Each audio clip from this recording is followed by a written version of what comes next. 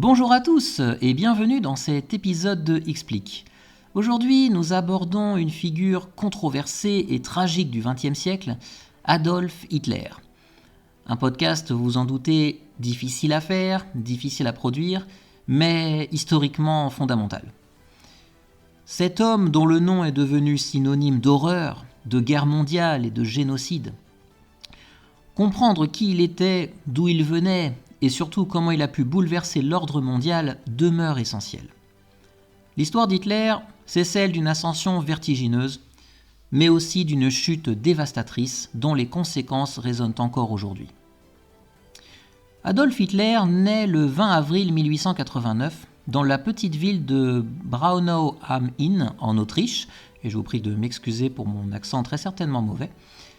Fils d'un douanier autoritaire et d'une mère dévouée, il grandit dans un milieu modeste.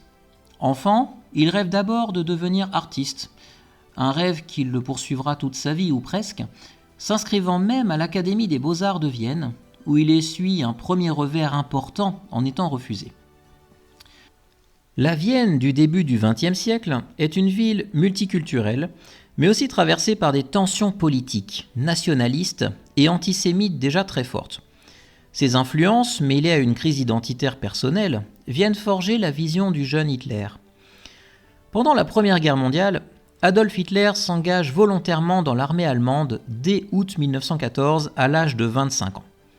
Il sert d'abord comme messager dans le 16e régiment bavarois d'infanterie. Envoyé sur les champs de bataille de France et de Belgique, il connaît alors l'enfer des tranchées. Un moment marquant est sa présence à la tristement célèbre bataille de la Somme en 1916, l'un des conflits les plus sanglants de la guerre. Là, il est blessé à 2 reprises, d'abord par éclat d'obus en octobre, puis par un gaz toxique en octobre 1918. Malgré ces blessures, Hitler fait preuve d'un dévouement fervent et se distingue par son courage. Il est décoré de la Croix de fer de 2e classe en 1914, puis de la Croix de fer de 1re classe en 1918, une distinction rare pour un simple soldat. Cette expérience militaire laissera une empreinte indélébile sur lui, nourrissant son sentiment d'appartenance patriotique et sa conviction qu'il a une mission à accomplir pour l'Allemagne. La défaite allemande en novembre 1918 et surtout le traité de Versailles signé en juin 1919 sont perçus par Hitler comme une humiliation profonde. Ce traité impose à l'Allemagne des réparations financières très lourdes, une réduction drastique de ses forces armées et la perte de territoires importants. Beaucoup de citoyens allemands voient dans ces conditions une trahison, un affaiblissement de la nation. La République de Weimar, instaurée en 1919, tente de stabiliser le pays, mais elle est minée par des crises économiques sévères. L'hyperinflation de 1923 frôle l'explosion sociale, avec des billets devenus presque sans valeur et des classes moyennes ruinées. Cette période chaotique constitue le terreau parfait pour les idées extrêmes. C'est dans ce climat de désespoir, de rancune et de quête de bouc émissaire qu'Hitler rejoint en 1919 le Parti national-socialiste des travailleurs allemands, plus tard connu sous le nom de Parti nazi. Rapidement, il impose son charisme et son talent d'orateur lors des réunions publiques et des rassemblements. On raconte qu'à ses débuts, sa voix quelque peu étranglée et son accent bavarois étaient loin de faire l'unanimité. Mais sa capacité à captiver les foules, à susciter l'émotion, transforme peu à peu ses faiblesses apparentes en atouts. Ainsi, en quelques années, Hitler s'élève rapidement dans les hiérarchies du parti jusqu'à en devenir le leader incontesté. Mais voyons étape par étape ce qu'il s'est passé. Un épisode majeur dans la montée d'Hitler est la tentative du putsch de la brasserie, qui se déroule du 8 au 9 novembre 1923 à Munich. Ce coup de force vise à renverser le gouvernement bavarois et à propulser Hitler à la tête d'un mouvement nationaliste décidé à prendre le contrôle de la République de Weimar. Inspiré en partie par la réussite de la marche de Mussolini à Rome, Hitler espère déclencher un soulèvement similaire en Allemagne. Mais le putsch échoue rapidement. La police et l'armée interviennent et les insurgés sont rapidement mis hors d'état de nuire. Lors des affrontements, plusieurs personnes sont tuées, dont des policiers et des putschistes, pour certains de manière tragique et confuse. Hitler est alors arrêté, jugé en février 1924 pour haute trahison et condamné à 5 ans de prison, bien qu'il ne purge finalement que 9 mois dans la prison de Landsberg am Lech. Ce séjour en prison, loin d'être une pause, devient un tournant dans sa carrière politique. Et c'est là qu'il écrit le fameux livre Mein Kampf, Mon combat, un ouvrage autobiographique et programmatique publié en 2 volumes en 1925 et 1926. Dans ce manifeste, Hitler développe sa vision raciste, antisémite et nationaliste, exposant ses théories sur la supériorité de la race aryenne et de son projet de domination allemande. Une anecdote souvent racontée veut qu'Hitler ait utilisé cette période pour repenser complètement sa stratégie. Il comprendrait alors que la prise de pouvoir violente par la force des armes est vouée à l'échec. Désormais, il misait sur une approche plus subtile, conquérir le pouvoir par les urnes, dominer les institutions démocratiques pour les transformer en un régime totalitaire. Cette leçon tirée de la prison façonnera la tactique politique qui mènera à sa nomination comme chancelier en 1933. Revenons un petit peu en arrière. Dans les années 20, l'Allemagne traverse la période agitée dont nous avons parlé. L'hyperinflation dévastatrice de 1923, le répit relatif, mais la Grande Dépression déclenchée par le crash boursier américain d'octobre 1929 fait plonger l'économie allemande dans un désastre sans précédent. Le taux de chômage atteint des sommets historiques, près de 30% de la population active est sans emploi en 1932. 30%, c'est juste énorme. Ramené à la population française d'aujourd'hui, 30% serait une catastrophe effectivement économique. Pour des millions d'Allemands, la misère et le désespoir deviennent le quotidien. C'est dans ce contexte que le parti nazi, proposant un message de revanche nationale, un rejet des élites politiques traditionnelles et une promesse de restauration de la grandeur allemande, attire de plus en plus de soutien. Beaucoup voient en Hitler et son parti un refuge, une réponse à leur colère et leur frustration. Les élections restent cruciales. Aux législatives de 1928, le parti nazi ne récolte que 2,6% des voix, presque insignifiant. Mais en 1930, 2 ans plus tard, lors d'une nouvelle élection, il franchit un cap obtenant 18,3% des voix, devenant alors la 2e force politique du Reichstag, avec cette progression fulgurante qui s'explique aussi par la crise économique, mais également par la capacité de propagande et d'organisation du parti. Entre 1930 et 1932, la démocratie allemande vacille. La Constitution impose des règles, mais les gouvernements se succèdent sans grande stabilité. Dans ce chaos, les nazis gagnent de plus en plus d'importance. Aux élections présidentielles de 1932, Hitler est même en lice contre le président sortant, Paul von Hindenburg, et bien qu'il perde, il réalise un score impressionnant, environ 37% des voix au second tour, ce qui force les élites en place à prendre sa menace au sérieux. Puis vient la date qui marque un tournant, le 30 janvier 1933. Après des années à gagner en pouvoir, à gagner en voix, à gagner en part d'électorat, et malgré tout, à la surprise de certains et avec le soutien d'un cercle restreint d'hommes politiques conservateurs, Paul von Hindenburg nomme Adolf Hitler chancelier du Reich. Cette nomination illustre la sous-estimation des nazis par les élites qui espèrent pouvoir contenir Hitler et ses ambitions. L'histoire nous aurait évidemment prouvé que la décision n'avait pas été très judicieuse. Petite anecdote significative, on rapporte que Franz von Papen, vice-chancelier à l'époque, aurait confié à ses proches que nommer Hitler chancelier serait comme mettre un tigre en cage, une décision qu'il croyait pouvoir contrôler, mais qui allait très vite leur échapper. Dès son arrivée au pouvoir, Hitler met en œuvre une concentration rapide des pouvoirs. Le 27 février 1933, un incendie ravage le Reichstag. Cet événement est exploité par le régime pour faire peur, pour justifier des mesures d'exception et éliminer les opposants politiques. La loi des pleins pouvoirs adoptée en mars 1933 légalise une dérive autoritaire. En quelques mois seulement, tous les partis sont interdits, les syndicats dissous et la persécution des opposants, communistes, sociodémocrates, juifs, syndicats, etc., se met en place. la démocratie allemande s'effondre pour faire place à un régime totalitaire. L'un des outils clés de ce régime est la propagande, orchestrée par Joseph Goebbels, mais directement inspirée par la compréhension que Hitler a du pouvoir des images et des mots. Peut-être ferai-je un podcast également sur Joseph Goebbels. La manipulation des foules, la diffusion de mythes nationalistes et racistes, tout est mis en œuvre pour asseoir une idéologie mortelle qui repose sur l'exclusion et la haine. La politique extérieure d'Hitler est une succession de provocations violentes et calculées contre le traité de Versailles, qu'il considère comme une humiliation pour l'Allemagne, on l'a déjà vu.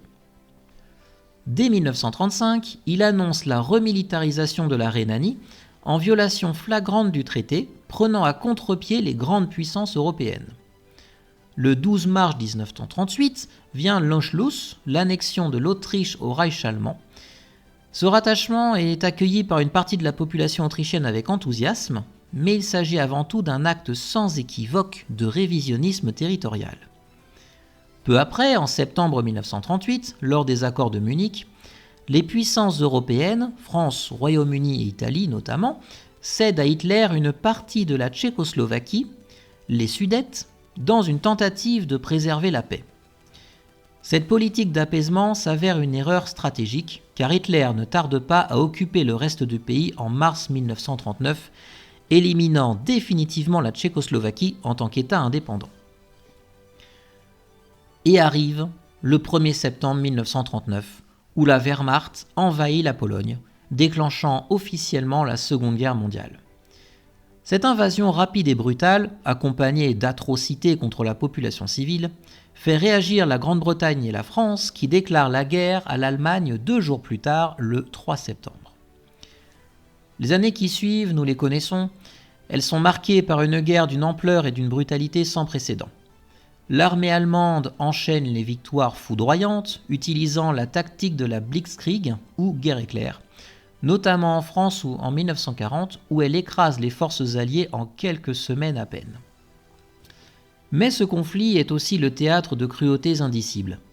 Le régime nazi, derrière ses victoires militaires, met en place le système d'extermination à échelle industrielle, encore connu aujourd'hui et tristement célèbre sous le nom de solution finale. Ce génocide organisé aboutit à la mort d'environ 6 millions de juifs, mais aussi de millions d'autres victimes, Roms, homosexuels, personnes handicapées, opposants politiques et bien d'autres. Un point un peu terrifiant pour saisir l'ampleur de l'horreur est celle d'Auschwitz, le plus grand camp d'extermination où des centaines de milliers de personnes furent tuées dans des chambres à gaz et où la vie humaine était réduite à une simple statistique. Cette période est aussi marquée par des actes de résistance héroïques, souvent méconnus, mais qui témoignent de la lutte courageuse contre cette barbarie. Parmi les expressions célèbres liées à Hitler figure celle glaçante tirée de Mein Kampf. Je vous épargnerai ma prononciation, mais la traduction française est « Les Juifs sont notre malheur ».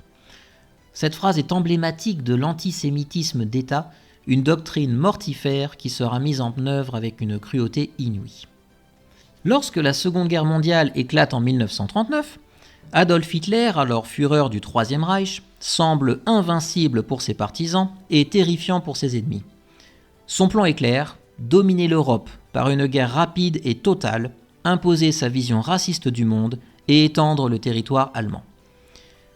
La conquête de la Pologne, lancée le 1er septembre 1939, est fulgurante. En moins d'1 mois, la Pologne est écrasée, partagée entre l'Allemagne nazie à l'ouest et l'Union soviétique à l'est, selon le pacte secret Molotov-Ribbentrop signé en août 1939. Cette alliance cynique entre Hitler et Staline surprend alors le monde. Au printemps 1940, Hitler poursuit sa campagne éclair. Le 10 mai, il lance l'offensive à l'ouest. En seulement 6 semaines, les armées allemandes écrasent la Belgique, les Pays-Bas, le Luxembourg et surtout la France, qui capitule le 22 juin 1940. La chute de Paris est un choc pour le monde entier. Une anecdote célèbre. Hitler entre dans Paris le 14 juin, mais évite la ville lumière, jugeant qu'elle ne doit pas être profanée. D'autres racontent que c'est une décision calculée pour ne pas déclencher une révolte immédiate. Parallèlement, la bataille d'Angleterre, qui démarre en juillet 1940, est la première grande défaite d'Hitler. Malgré d'intenses raids aériens, la Royal Air Force tient bon, empêchant l'invasion prévue du Royaume-Uni. En juin 1941, contre toute coopération passée, Hitler lance l'opération Barbarossa, l'invasion massive de l'Union soviétique, brisant le pacte de non-agression. Hitler faisait un petit peu comme il avait envie de faire. Près de 3 millions de soldats allemands traversent la frontière dans ce qui deviendra l'une des campagnes les plus brutales de la guerre. Cette offensive se heurte cependant à une résistance farouche et à l'hiver russe qui inflige des pertes catastrophiques à la Wehrmacht.